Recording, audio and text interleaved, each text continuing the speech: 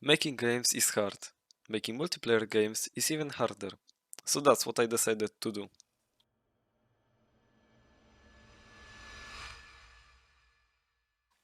Hi everyone, my name is Potes and I've been developing games as a hobby for quite some time.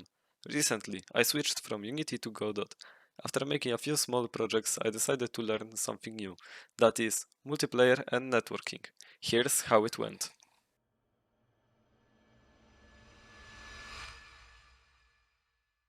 One of my favorite game genres is a 4-player co-op game, where players endlessly work for a company without much pay and slay unholy masses of enemies. Think Helldivers, or Deep Rock Galactic, or something like Lethal Company. This kind of vibe. Now, to make my game stand out, I need to come up with some unique mechanic for it.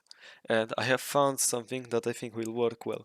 That is, the players are piloting an EFV, which, if you don't know, stands for Infantry Fighting Vehicle. I mean, just look at this majestic beast. How can you not want to ride that?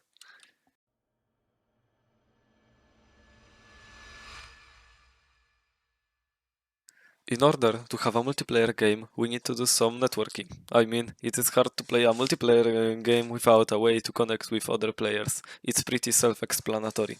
For starters, I am using Godot, more precisely Godot Steam, to make my game. But there is one problem. It isn't cheap to publish a game on Steam. Luckily, Steam provides an ID that we can use to test our game.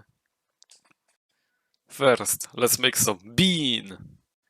Time to find some tutorials. Now, to test a multiplayer game, you need multiple players. Let's see if my friends can help.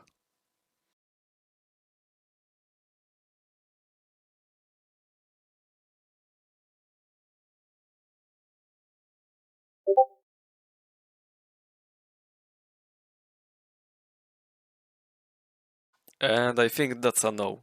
Anyways, I made a second Steam account to test my game. Why isn't this working? I have everything exactly the same as him.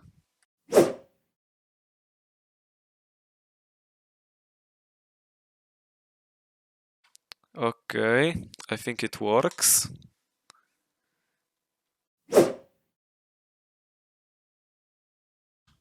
Great, now I can't even launch it.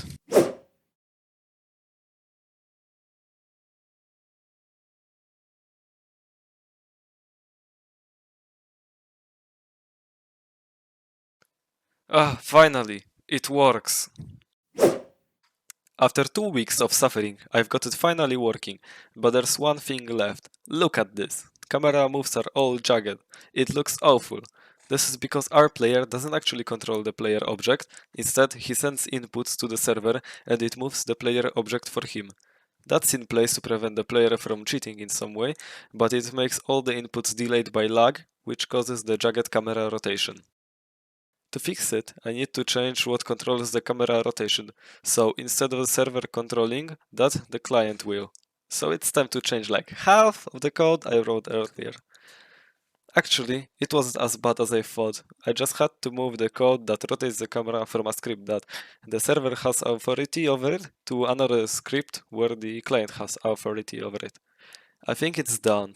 Time to leave boring networking for now and do some fun stuff. This is our current player model. It's just a bean. You can't even know where others are looking. Let's upgrade it. Boom! Here it is in all of its glory. A big, red, and totally not sus Bean 2.0. Boring lobby also needs some change. First, I made something that resembles a space station, or at least I tried to. And if you're wondering, yes, you can fall into this pit and have no way out. Then, to make it seem like we are in space, I edited the skybox to actually look like something.